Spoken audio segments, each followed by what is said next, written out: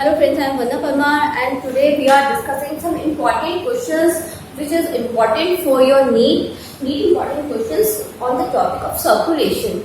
These all our questions are relevant with the topic of your circulation, body fluids in circulation. Okay, the first one is Purkinje fibers. Purkinje fibers are connected with Purkinje fibers. Actually, Purkinje fibers are associated with heart. लेकिन हम यहाँ discuss करेंगे heart से कहाँ relevant कर रहा है, किस जगह ये पुरकिंजे फाइबर्स प्रेजेंट होते हैं. हम कुछ इंपॉर्टेंट क्वेश्चन रीड इसीलिए कर रहे हैं कि क्या हो, हमने जितना अभी तक रीड किया है हम उस टॉपिक के साथ में जुड़े रहें, हमारा यही रिवाइज होता रहे. ठीक है, तो देखो ये आपके हार्ट का स्ट्रक्चर अगर है तो ये क्या है, दो एट्रियम्स प्रेजेंट है, ये दो एट्रियम्स प्रेजेंट है और यहाँ नीचे क्या प्रेजेंट होते हैं, यहाँ नीचे वेंट्रिकल्स प्रेजेंट होते हैं. इस तरह से क्या प्रेजेंट होता है, हाँ वेंट्रिकल्स प्रेजेंट होते हैं. और जब हम बात करते हैं प्रोट्रैक्शन की वेव जनरेट होगी तो कहाँ से होगी, यहाँ एसए नोड प्रेजेंट होता है, यहाँ जो आर्टरी ओपन होगी इसके पास में एसए नोड प्रेजेंट होता है और यहाँ प्रेजेंट होता है एवी नोड प्रेजेंट होता है. ये एसए नोड और यहाँ प्रेजेंट है AV node. Okay, AV node से एसए नोड तक कनेक्शन होता है फाइबर्स के थ्रू और एवी नोड से यहाँ से क्या होता है, बंडल ऑफ हिल्स डेवलप होते हैं. इस तरह से दो फाइबर्स की ये आई लाइन दिख रही है आपको, इसको कहोगे आप bundle of hills. Bundle of hills कहा जाता है इसे. ठीक है, अब बंडल ऑफ हिल्स के पास आएंगे, उसके बाद ये पूरे वेंट्रिकल्स की वॉल में क्या होंगे, सर्कुलेट हो जाएंगे. यहाँ पे पूरे यहाँ सर्कुलेट किया जाएगा. तो ये जो सर्कुलेशन दिख रहा है, जो ये फाइबर्स ने मूव किया है, इन्हें आप कहते हो पुरकिंजे फाइबर्स. और ये पुरकिंजे फाइबर्स कहाँ प्रेजेंट है, वेंट्रिकल वॉल में प्रेजेंट है.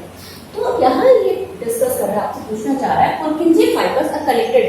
पुरकिंजे फाइबर्स किससे टर्म रेलेवेंट है, तो ये टर्म आपके रेलेवेंट है आपके हार्ट से. ये टर्म आपकी रेलेवेंट है हार्ट से. ओके, यहाँ कोई प्रॉब्लम नहीं होगी. हमने ऐसे नोट देखा, एबी नोट अगर आपसे यहाँ पुट करता है बंडल ऑफ हिल्स तो भी आप बता सकते हो बंडल ऑफ हिल्स किससे रेलेवेंट है. ठीक है, सेकेंड क्वेश्चन पे हम आते हैं. सेकेंड क्वेश्चन कह रहा है आपसे ड्यूरिंग हाई बीपी, जब आपका ब्लड प्रेशर बढ़ा हुआ है या फिर रेगुलेशन ऑफ हार्ट बीट है, हार्ट बीट को रेगुलेट करना है या सर्क्यूलेशन है, ये किसके थ्रू कंट्रोल्ड है. तो यहाँ वेसोकंस्ट्रिक्टर देखो क्या प्रेजेंट होता है, कौन से सेंटर्स हैं जो कंट्रोल करेंगे, वो है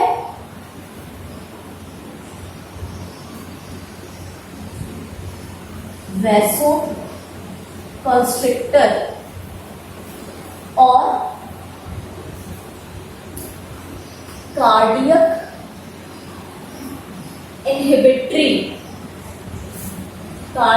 इनहिबिटरी सेंटर्स प्रेजेंट होते. ओके, ये जो वेसोकंस्ट्रिक्टर और जो कार्डियक इनहिबिटरी सेंटर्स हैं, ये क्या होंगे, अब ये सेंटर्स होते हैं जो इन सबको कंट्रोल करेंगे. ओके, अब हम बात करें कार्डियक इनहिबिटरी सेंटर की, ये कहाँ प्रेजेंट है, ये हाइपोथैलेमस के ठीक नीचे प्रेजेंट होता है. और वेसोकंस्ट्रिक्टर जो सेंटर है ये मेडुला ऑब्लोंगेटा में प्रेजेंट होता है. ओके, थर्ड बात आती है विच वन आर ग्रैन्युलोसाइट्स. कौन है, अगर हमें पता है ग्रैन्युलोसाइट है तो फोर्थ ऑप्शन कुछ भी अवेलेबल है, हम यहाँ कंफ्यूज नहीं होंगे. ग्रैन्युलोसाइट्स होते हैं जहाँ ग्रैन्यूल्स प्रेजेंट होते हैं और जहाँ ग्रैन्यूल्स प्रेजेंट है वो क्या होंगे, ग्रैन्यूल्स अगर प्रेजेंट है तो वो डाइज को अटेन करेंगे और डाइज कलरफुल होती हैं तो वो क्या करेंगे, कलर अटेन करेंगे. ठीक है, तो हमने कलर अटेन किया, स्पेस पे हमने उन्हें नाम दिया है. फर्स्ट हमने नाम दिया इओसिनोफिल्स, जिससे एसिडिक डाई ली थी वो थी इओसिनोफिल्स. थर्ड बात आई थी हमारी, सेकंड बात आती है एओसिनोफिल के पास, जिससे बेसिक डाई ली हमने उसे कहा बेसोफिल. और जिसने दोनों डाई को अटेन कर लिया था, दोनों तरह के कलर ले लिए थे, वो क्या थी, न्यूट्रल थी दोनों के लिए, तो हमने उसे नाम दिया था न्यूट्रोफिल्स. हमने उन्हें क्या नाम दिया था, न्यूट्रोफिल्स. ओके, तो ग्रैन्यूल्स कौन से हुए, granulocyte, eosinophil, basophil and neutrophils. Fourth point again heart से रेलेवेंट, फाइबर्स से रेलेवेंट है. Bundle of His is a network of fibers found in the ventricular wall.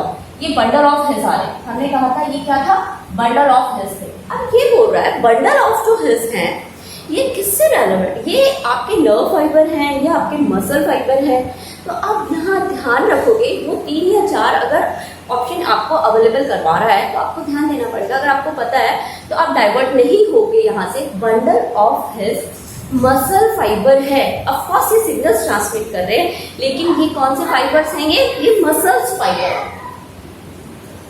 ये कॉन्ट्रैक्शन वेव को जनरेट करा रहे हैं, जनरेट नहीं करा रहे, ओनली प्रोपगेट करा रहे हैं। जनरेट यहाँ ऐसे नोड से हुआ है, ओके। ऐसे नोड से भी किस तरह होता है, ऐसे नोड में कैपेसिटी होती है सेल्फ एक्साइटेबिलिटी की, कि उसमें सेल्फ एक्साइटमेंट होता है, ओके। इसीलिए वहां से कंट्रैक्शन की वेव जनरेट होती है। ऐसे नोड से जो एबी नोड के पास आती है, फिर आपके बंडल ऑफ हिल्स के पास आ रही है, देन पुर्किंजे फाइबर्स की तरफ आ रही है। तो आप इसे क्या कहोगे, ये एक मसल फाइबर्स हैं, ओके। हम नेक्स्ट बात करते हैं पल्मोनरी आर्टरी की। Pulmonary artery drains deoxygenated blood from, अब बात कर रहा है पल्मोनरी आर्टरी है तो किससे रेलेवेंट है, ऑफ कोर्स पल्मोनरी नाम अगर ये यूज कर रहा है तो ये रेलेवेंट है आपके किससे, लंग्स से,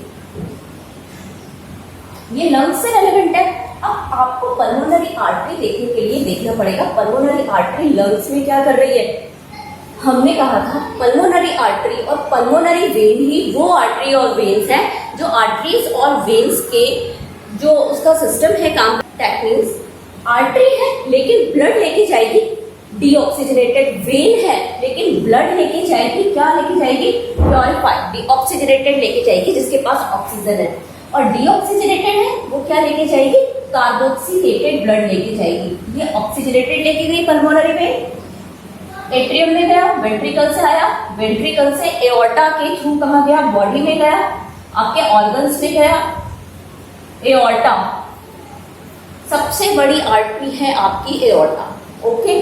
तो एओर्टा से बॉडी में गया, अब बॉडी से लिया जाएगा वेना कैवा जो सबसे बड़ी वेन है, और क्या करेगी वेना कैवा, ये वेना कैवा क्या करेगी, इसको एट्रियम में देगी, एट्रियम से वेंट्रिकल में आएगा, और वेंट्रिकल से ये पल्मोनरी आर्टरी के थ्रू लंग्स को दिया जाएगा, किसके लिए, कार्बन डाइऑक्साइड को रिलीव करने के लिए, ओके। तो ये पल्मोनरी आर्टरी कहाँ से निकली है, ये पल्मोनरी आर्टरी ओरिजिनेट हुई है वेंट्रिकल से, और कौन से लेफ्ट से कि राइट है, इधर लेफ्ट साइड होती है जहाँ ऑक्सीजनेटेड है, और जहाँ डीऑक्सीजनेटेड है वो राइट साइड है। तो राइट साइड से लिया जाएगा, और कहाँ दिया जाएगा, तो आप बोलोगे राइट वेंट्रिकल, ओके। अब बात आती है एब्नॉर्मल राइज इन इरिथ्रोसाइट काउंटेज। अगर erythrocytes that means RBC count बढ़ रहा है, क्यों बढ़ रहा है, हीमोग्लोबिन का कॉन्सेंट्रेशन इंक्रीज हो रहा है, क्या इंक्रीज हो रहा है, हीमोग्लोबिन का कॉन्सेंट्रेशन इंक्रीज हुआ है, तो ऑफकोर्स प्लाज्मा का कॉन्सेंट्रेशन में कहीं ना कहीं प्लाज्मा में कमी आई है, ठीक है, और प्लाज्मा में कमी आई है लेकिन आरबीसी का नंबर बढ़ा है, ठीक है। इस कंडीशन को आप कहोगे पॉलीसाइथीमिया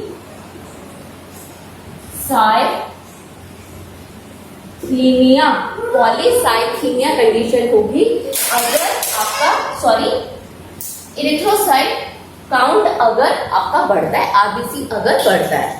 आरबीसी क्यों बढ़ गया, क्योंकि हीमोग्लोबिन कॉन्सेंट्रेशन बढ़ गया, ठीक है, इसलिए प्लाज्मा का अमाउंट क्या हो गया, रिड्यूस हो गया। इस कंडीशन को आपने क्या कहा है, पॉलीसाइथीमिया। अब बात आती है kidney shape nucleus, normal pulse pressure.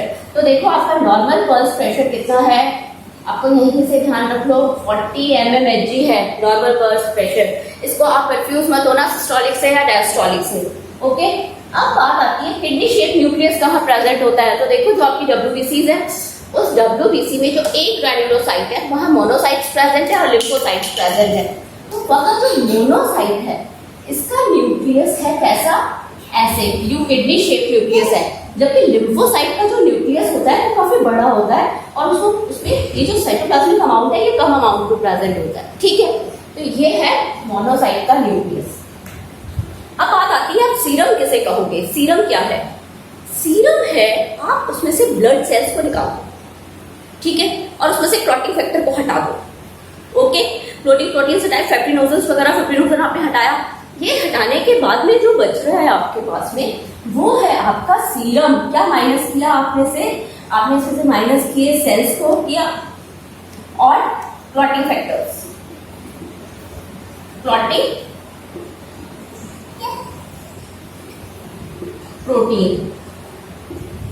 ठीक है, अब आता है person with AB blood group. जो जिस पर्सन का ब्लड ग्रुप AB है वो क्या है, देखो पर्सन का ब्लड ग्रुप AB है। क्यों है पर्सन का ब्लड ग्रुप AB? क्योंकि जो उसकी RBC है, क्या है ये उसकी RBC है। RBC की सरफेस पे जो एंटीजन प्रेजेंट होते हैं, इसके कारण आपका ब्लड ग्रुप होता है A। अगर एंटीजन है तो आपका ब्लड ग्रुप भी A है, और अगर B एंटीजन है तो आपका ब्लड ग्रुप भी क्या है, B है। और अगर एंटीजन A और B दोनों प्रेजेंट है तो आपका ब्लड ग्रुप क्या है, AB है आपका ब्लड ग्रुप। और AB ब्लड ग्रुप होने के कारण किसी तरह की कोई एंटीबॉडी नहीं मिलेगी, ये एंटीबॉडीज नहीं मिलेंगी। इस कारण ये क्या है, यूनिवर्सल रिसेप्टर है। ये यूनिवर्सली रिसीव करता है ब्लड। A का भी ब्लड ये रिसीव कर सकता है, B का भी कर सकता है, AB का भी और O का भी। ठीक है, क्योंकि यहाँ एंटीबॉडीज प्रेजेंट ही नहीं है। जब इसे ब्लड दिया भी जाता है A ब्लड ग्रुप का, तो क्या होगा, एंटीबॉडीज जाके बाइंड नहीं करेंगी, क्योंकि है ही नहीं इसके पास एंटीबॉडीज। ठीक है, अब बात आती है आपकी last, heparin. Heparin presence normally in blood is form. Heparin कौन परफॉर्म करता है, देखो हेपेरिन और हिस्टामिन कौन प्रोड्यूस कर रहा है, ये बेसोफिल सेल्स करती हैं। लेकिन जब आप बात करते हो हेपेरिन की, तो हेपेरिन सेल्स क्या होता है, एक्चुअली आपके टिश्यूज तक जाती हैं। ये वहां से निकल के ब्लड वेसल्स से निकल के आपके टिश्यूज तक जाती हैं, और वहां जाने के बाद आप इनको कहते हो मास्ट सेल्स। क्या कहते हो आप इनको, मास्ट सेल्स कहते हो। और ये मास्ट सेल्स हैं, ये हेपेरिन प्रोड्यूस करती हैं। ओके, तो यहाँ मैंने बात की कुछ इंपॉर्टेंट क्वेश्चंस की। कुछ इंपॉर्टेंट क्वेश्चंस मैं आपसे नेक्स्ट लेक्चर में और फिर डिस्कस करूंगी। Okay, thank you. जय हिंद, जय भारत।